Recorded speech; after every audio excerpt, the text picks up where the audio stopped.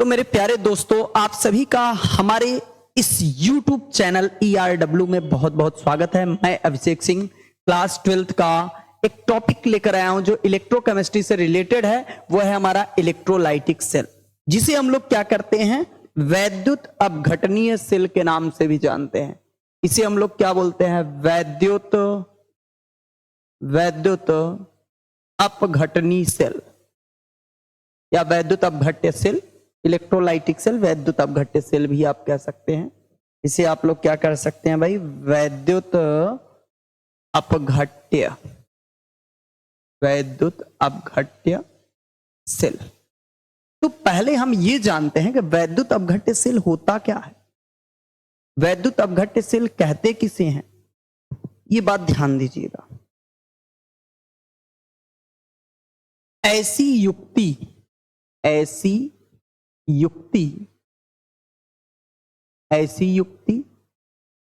जिसके द्वारा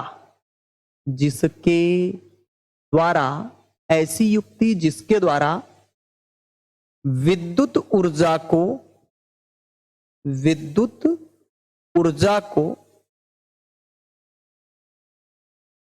को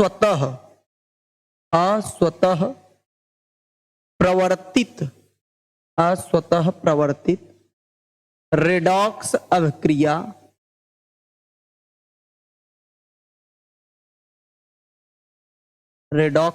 ऐसी युक्ति जिसके द्वारा विद्युत ऊर्जा को स्वतः प्रवर्तित रेडॉक्स अभिक्रिया की सहायता से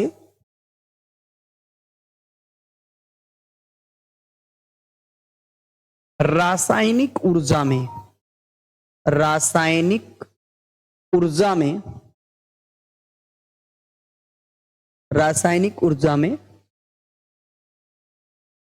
परिवर्तित किया जा सकता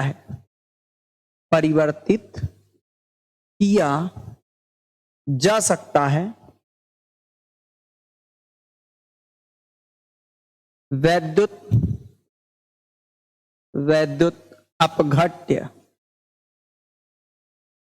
वैद्युत अपघट्य सेल कहलाता है।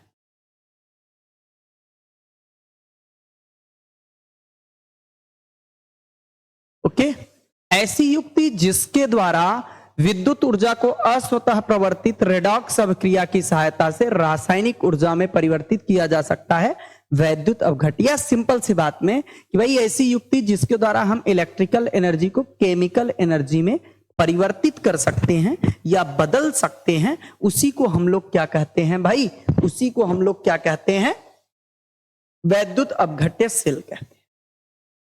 भाई वैद्युत अपघट्य सेल में, इस वैद्युत अपघट्य सेल में ध्यान दीजिएगा, ये जो दोनों पोल होते हैं, ये जो पोल है, ये जो टर्मिनल बाहर इलेक्ट्रिक सोर्स के साथ क्या कर देते हैं, जोड़ देते हैं। बाहर के इलेक्ट्रिक सोर्स के साथ क्या कर देते हैं, जोड़ देते हैं। यहां एक पोल को, इस पोल को नेगेटिव से या पॉजिटिव से मान दो, पॉजिटिव से जोड़ दिए, और इस वाले को किससे जोड़ दिया, नेगेटिव। ठीक, किससे जोड़ दिया, नेगेटिव से। तो ये पोल हमारा क्या हो जाएगा, जब इसे हम लोगों ने किससे जोड़ दिया भाई, पॉजिटिव से, तो ये पोल क्या होगा, पॉजिटिव, और इसे नेगेटिव से जोड़ दिए तो ये क्या होगा, नेगेटिव। इस प्रोसेस में एनोड पर, इसमें भी एनोड पर क्या होता है, इसमें भी एनोड पर क्या होता है, ऑक्सीडेशन। एनोड पर क्या होता है, ऑक्सीडेशन। और कैथोड पर क्या होता है मेरे प्यारे बच्चों, कैथोड पर क्या होता है, रिडक्शन। कैथोड पर क्या होता है, रिडक्शन। कैथोड पर रिडक्शन और एनोड पर क्या होता है, ऑक्सीडेशन होता है। इस सेल में भाई आपका क्या होता है, जो एनायन होता है, जो आपका क्या होता है भाई, इस सेल में जो आपका क्या होता है, दिख रहा है, नहीं दिख रहा है, ये दिखेगा। इस सेल में जो एनायन होता है, एनायन मतलब रेडायन, वो कहां जाता है, एनोड पर। और जो आपका क्या होता है, कैटायन होता है, जो आपका कैटायन होता है वो कहां जाता है, कैथोड। अब एनायन जब एनोड पर जाएगा भाई, क्योंकि इधर पॉजिटिव है तो पॉजिटिव की तरफ ऋण आयन जाएगा, इधर क्या है नेगेटिव तो इधर क्या जाएगा, कैटायन जाएगा। इसमें क्या होता है, दोनों में एनायन किधर जाता है, एनोड पर, और कैटायन किधर जाता है, कैथोड पर। और इसका क्या होता है, कैथोड रिडक्शन, यहाँ एनोड पर क्या होता है, आपका क्या हो जाता है भाई, ऑक्सीडेशन। इस सेल ध्यान दीजिएगा, इलेक्ट्रोलाइटिक सेल, इलेक्ट्रोलाइटिक सेल में ये प्रोसेस आपका होता है। मतलब अगर जैसे सपोज दैट मैं ले लूं NaCl, NaCl में एक कंपाउंड ले, NaCl अगर मैंने लिया, सोडियम क्लोराइड का अगर सोल्यूशन है, ये क्या हो जाएगा, डिकम्पोज होगा, इसमें सोडियम आयन और प्लस किस में हो जाएगा, क्लोरीन आयन। तो क्लोरीन आयन क्या करेगा, एनोड पर, at the anode, at the, अगर मैं एनोड की बात करूं, at the anode, at the अगर एनोड की मैं बात करूंगा, तो एनोड पर क्लोरीन आयन क्या करेगा, इलेक्ट्रॉन गेन करेगा और ये किस में कन्वर्ट हो जाएगा, क्लोरीन गैस में। और जो एट द अगर मैं कैथोड की बात करूं, एट द अगर मैं कैथोड की बात करूं भाई, कैथोड पे अगर मैं बात करूं, यहां पर सोडियम आयन जो है ये आपका क्या काम करेगा, सोडियम आयन क्या काम करेगा, सॉरी माफ कीजिएगा, ऊपर गलत हो गया, थोड़ा सा ध्यान दीजिए। यहां पर क्लोरीन क्या करेगा, पॉजिटिव चार्ज है, ये बंदा क्या करेगा, हाफ Cl2 में कन्वर्ट होगा इलेक्ट्रॉन त्याग कर, और यहां पर सोडियम क्या करेगा, इलेक्ट्रॉन गेन करेगा और सोडियम मेटल में कन्वर्ट। मतलब कैथोड पर कैटायन मूव करेगा और एनोड पर कौन मूव करेगा भाई, एनायन मूव करेगा। इलेक्ट्रोलाइटिक सेल, इलेक्ट्रोलाइटिक सेल में एनोड पॉजिटिव और कैथोड क्या होता है, नेगेटिव। इसमें दोनों पर क्या होते हैं, आयन क्या होते हैं, अवक्षेपित होते हैं।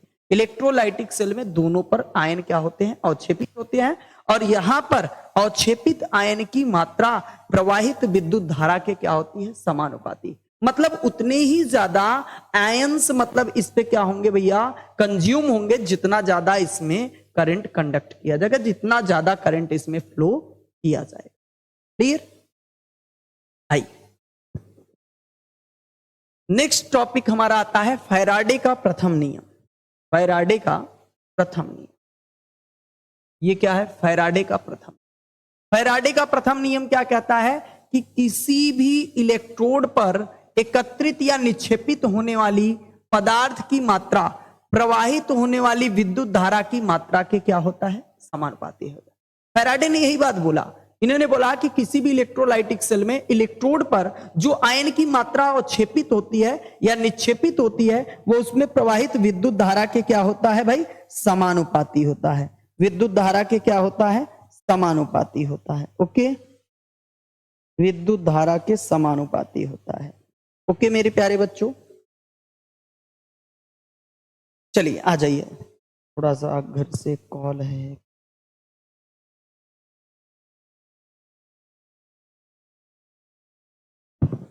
घर वाले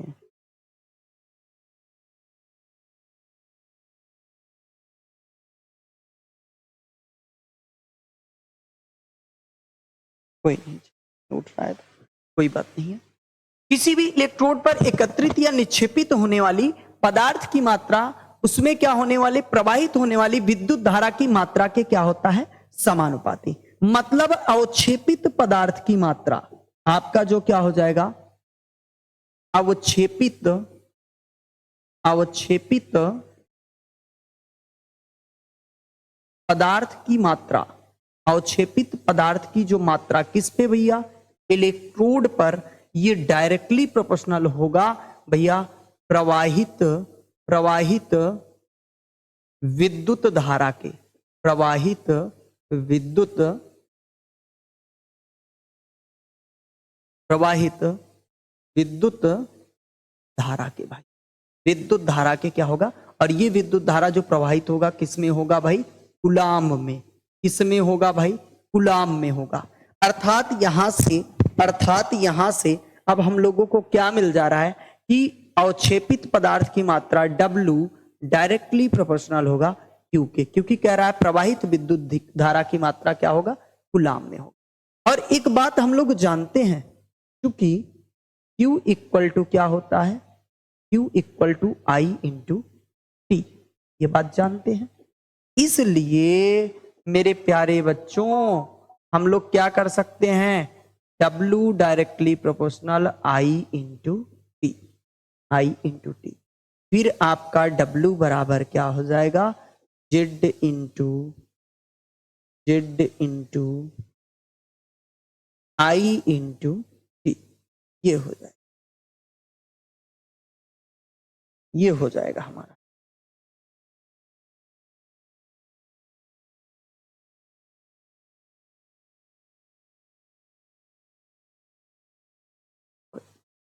ये हमारे पास क्या आ गया, W बराबर Z इंटू टी। जहां पर Z भाई क्या है, ये हमारा Z जो है ये क्या है, विद्युत रासायनिक तुल्यांक, विद्युत रासायनिक तुल्यांक।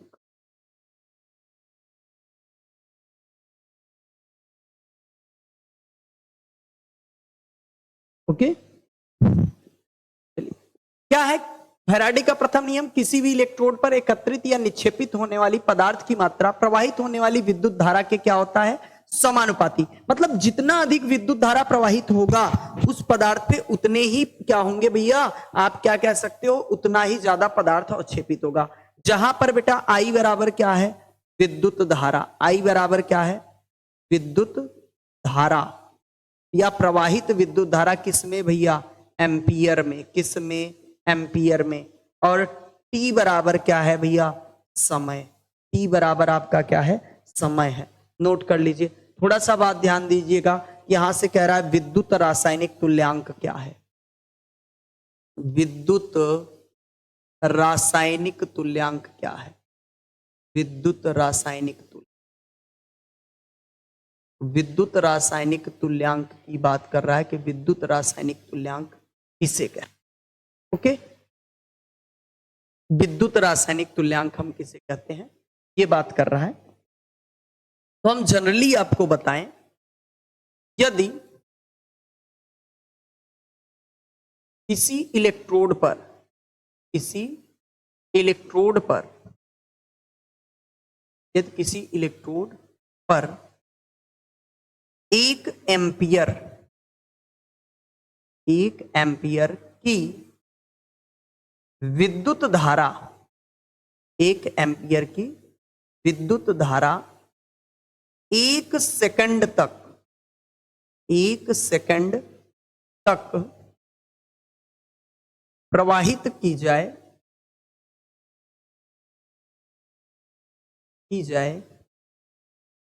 तो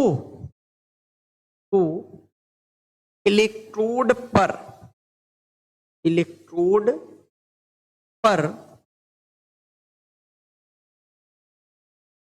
अवक्षेपित पदार्थ की मात्रा, अवक्षेपित पदार्थ की मात्रा ही वैद्युत रासायनिक तुल्यांक कहलाएगा, वैद्युत रासायनिक तुल्यांक कहलाता है।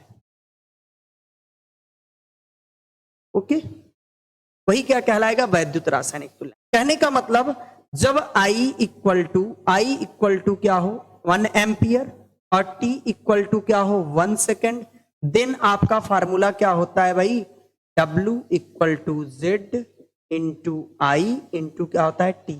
अगर मैं वैल्यू रखूंगा W बराबर Z इंटू 1 तो W इक्वल टू हमें क्या फाइंड होगा, Z। क्या फाइंड होगा, मतलब कह रहा है यदि किसी इलेक्ट्रोड पर 1 एम्पियर की विद्युत धारा 1 सेकंड तक प्रवाहित की जाए तो इलेक्ट्रोड पर अवक्षेपित पदार्थ की मात्रा ही वैद्युत रासायनिक तुल्यांक कहलाता है, वैद्युत रासायनिक तुल्यांक कहलाता है।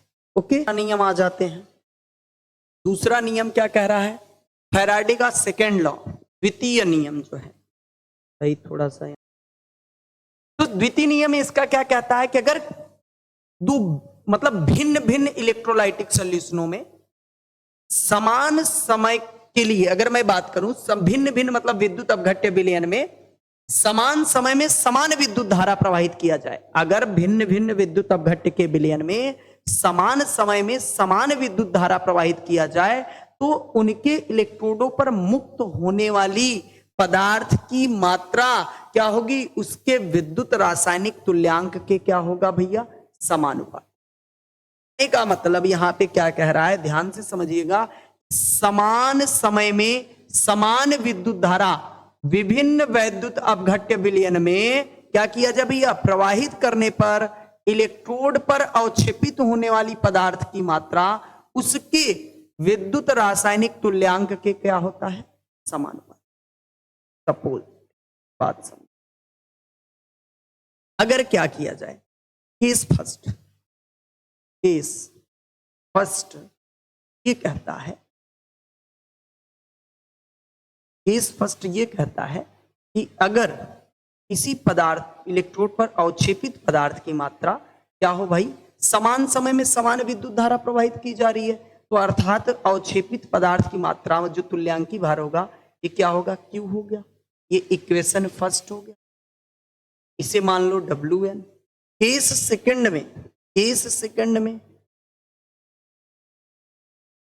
सेकंड में अगर मैं बात करूं तो W2 दूसरे इलेक्ट्रोड पर अवक्षेपित पदार्थ की मात्रा क्या होगा, वहां भी समान समय में समान विद्युत धारा प्रवाहित किया जा रहा है। और अगर मैं यहां से दोनों इक्वेशन को समीकरण 1 व 2 से देखूं तो मेरा क्या फाइंड होगा, W1 अपान क्या हो जाएगा, W2 इक्वल टू क्या हो जाएगा, Z1 अपान Z2।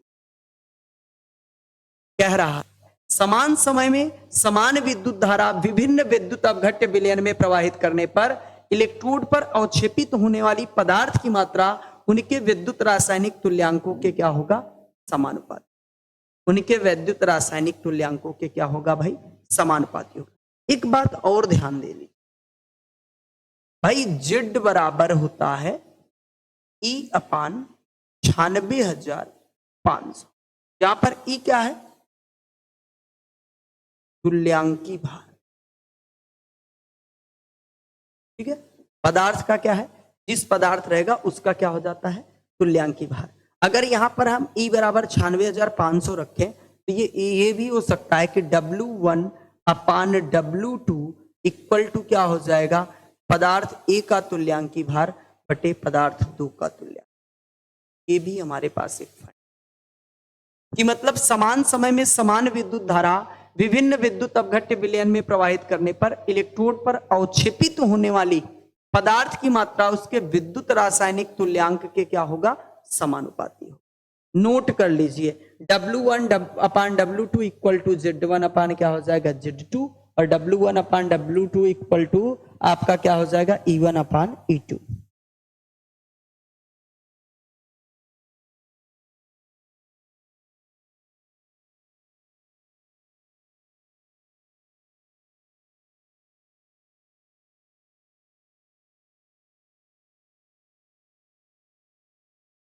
हो गया भाई,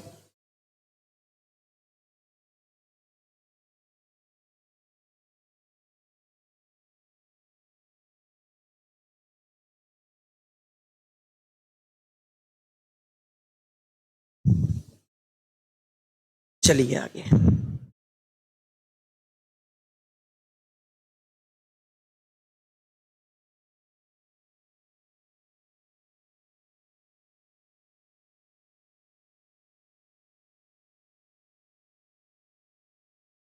हम ये भी बात कर सकते हैं,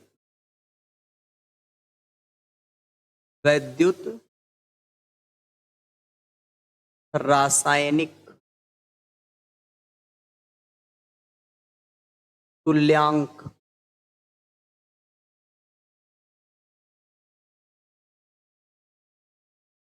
की मात्रा, वैद्युत रासायनिक तुल्यांक की मात्रा को कैसे हम कैलकुलेट, सपोज दैट मान लो भैया 1 फैराडे, सपोज दैट ये कह रहा है कि 1 फैराडे आवेश पर 1 फैराडे मतलब क्या लिख सकते हो, 96,500 कूलाम आवेश अगर किसी पदार्थ में प्रवाहित किया जाए तो भैया आवेश पर अवक्षेपित पदार्थ की मात्रा जो होती है, अवक्षेपित पदार्थ की मात्रा, किसी भी पदार्थ की मात्रा में अगर हम लोग क्या करें, एक फैराडे अर्थात 96,500 कूलाम की मात्रा मतलब आवेश प्रवाहित करें तो अवक्षेपित पदार्थ की जो मात्रा होती है वो क्या हो जाती है, यम अपान यन, जो क्या होता है तुल्यांकी भार के बराबर, जो क्या होता है तुल्यांकी भार के क्या होता है बराबर। यम अपान क्या हो जाता है, यन हो जाता है। यम जहां पर पदार्थ का निक्षेपित मोलर द्रव्यमान और यन जो है एक मोल पदार्थ को निक्षेपित करने के लिए प्रयुक्त इलेक्ट्रॉन की संख्या है। जहां पर यम भैया, जहां पर यम बराबर क्या है, निक्षेपित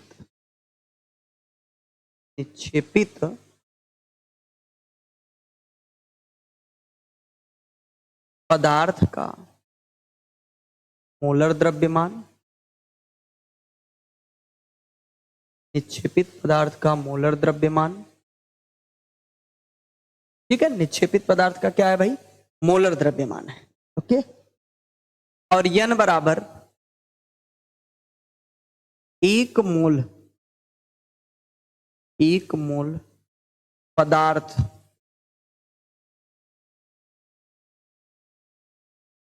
निक्षेपित, एक मोल पदार्थ को क्या करने में भैया, निक्षेपित करने के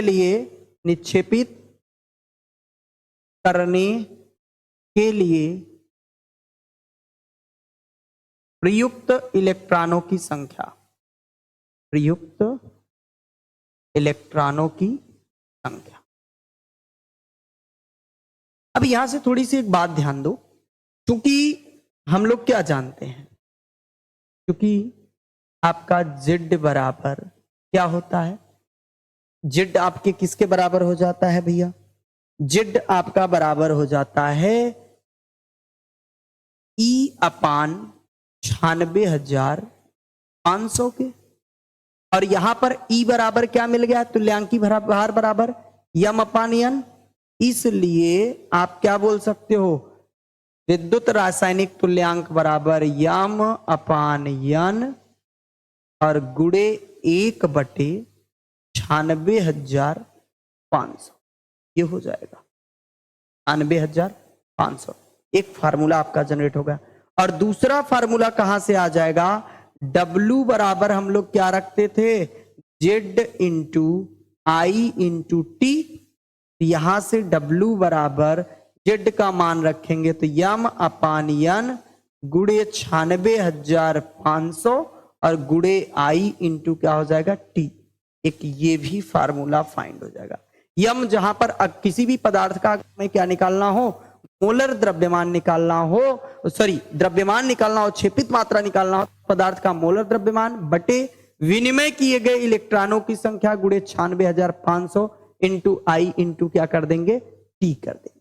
क्लियर है, क्लियर है भाई, नोट कर लीजिए।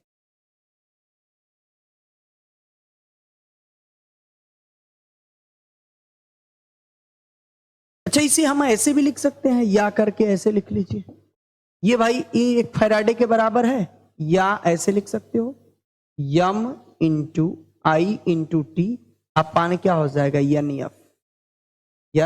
एफ, ये भी हम लिख सकते हैं। एक क्वेश्चन है हमारे पास यार, इसे 108 ग्राम का,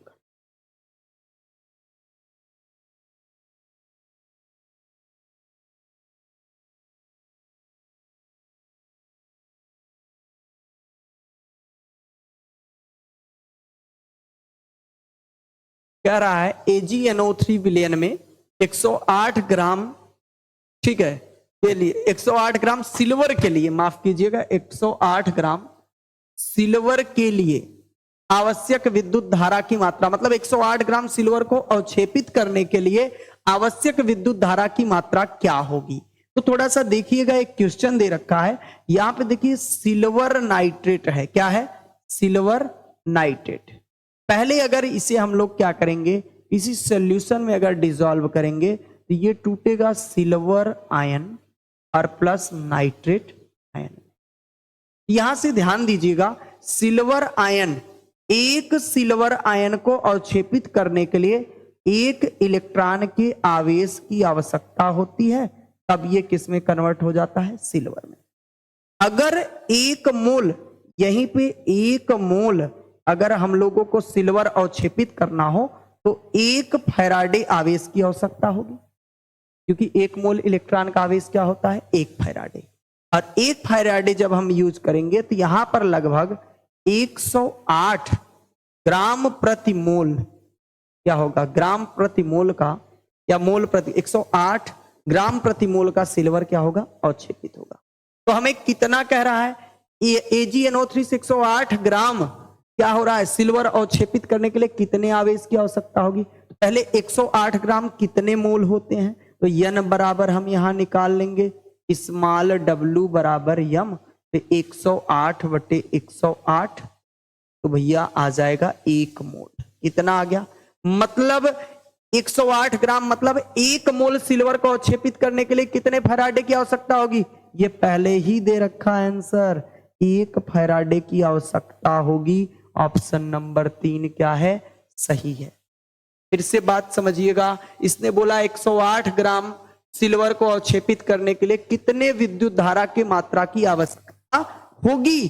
तो हम जानते हैं कि भैया सिल्वर आयन, एक सिल्वर आयन को अवक्षेपित करने के लिए 1 इलेक्ट्रॉन आवेश की आवश्यकता होती है। और आपका क्या कह रहा है, अगर 1 मोल सिल्वर आयन अवक्षेपित करना होगा तो हमें 1 फैराडे आवेश की आवश्यकता होगी, और 1 मोल सिल्वर का जो द्रव्यमान होता है वो 108 ग्राम प्रति मोल ही तो होता है। तो यहाँ यही तो कह रहा है कि 108 ग्राम सिल्वर को अवक्षेपित करने के लिए कितने आवेश की आवश्यकता होगी, तो भाई 1 फैराडे आवेश की आवश्यकता।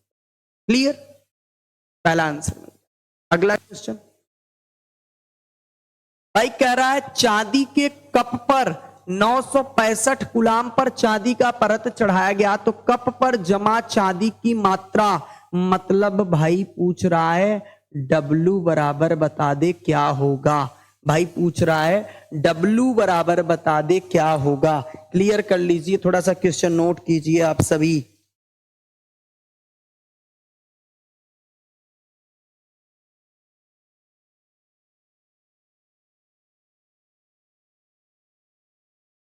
नोट हो गया, सॉल्व करके थोड़ा सा आंसर दे दीजिए जल्दी से जल्दी से जल्दी से भाई।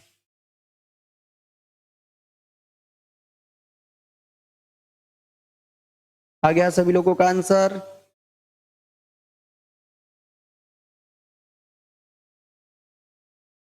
नहीं आया?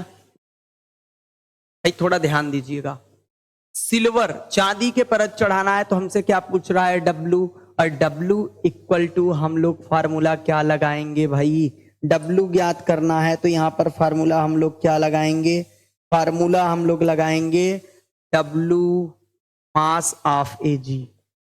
मास ऑफ सिल्वर की अगर बात करेंगे तो मास ऑफ Ag कैलकुलेट करने के लिए हम फार्मूला क्या लगाएंगे, equivalent of Ag into charge upon 96,500, क्योंकि इसी को हम क्या बोलते थे, जेड बोलते थे। यही बात आप जानते थे ना, क्योंकि ऐसे भी लिख सकते थे W बराबर क्या फार्मूला होता था, Z into Q, Z into Q, कितना चार्ज प्रवाहित किया जा रहा है। अब जेड यहां पर क्या होता था, मैंने एक बात बताया था, क्योंकि ये बताया था कि जेड बराबर क्या होता है, इक्विवेलेंट वेट बटे 96,500, ये बताया था कि नहीं भाई। तो डायरेक्ट वही मैंने रख दिया, जेड के स्थान पे ई अपन क्या रख दिया, 96,500, और क्यू आपको दे रखा था भाई। तो थोड़ा देख लीजिए W बराबर क्या हो जाएगा, EAG, इसका कितना दे रखा है, आपका अणुभार कितना होता है चांदी का, 107.87, 107.87 चांदी का क्या होता है भाई, अणुभार या 108 जिसे बोलते हो, ये 96,965 अपान क्या हो गया 96,500। इसका मल्टीप्लाई कर लें 96,500 तो आपका आंसर कितना आ जा रहा है 1.0787। ऑप्शन नंबर कौन सा सही है, option number C. Option number C हमारा क्या आ रहा है, सही आंसर। ऑप्शन नंबर सी हमारा क्या आ रहा है, सही आंसर। नोट कर लीजिए सर। नेक्स्ट क्वेश्चन क्या कर रहा है, विद्युत रासायनिक तुल्यांक की मात्रा क्या होगी भैया, विद्युत रासायनिक तुल्यांक की मात्रा क्या होगी, तो भैया जल्दी से बता दीजिए। विद्युत रासायनिक तुल्यांक की इकाई मात्रक माफ कीजिएगा क्या होगा, ग्राम प्रति कुलाम। ग्राम प्रति क्या होगा भैया, कुलाम हो जाएगा। ठीक, ग्राम प्रति क्या हो जाएगा, कुलाम हो जाएगा। नेक्स्ट आपका कह रहा है, निम्न में से कौन सा नियम फैराडे के प्रथम नियम को दर्शाता है, तो भैया ये देखिए सी वाला ऑप्शन, ये फैराडे के प्रथम नियम को दर्शाता है। यही बोलता था फैराडे का प्रथम नियम कि W डायरेक्टली प्रोपोर्शनल Q और W directly proportional to I into T, इस नियम को दर्शाता था। और आज के क्लास में बस इतना ही, नेक्स्ट क्लास में मिलेंगे हम नेक्स्ट टॉपिक के साथ। जय हिंद दोस्तों।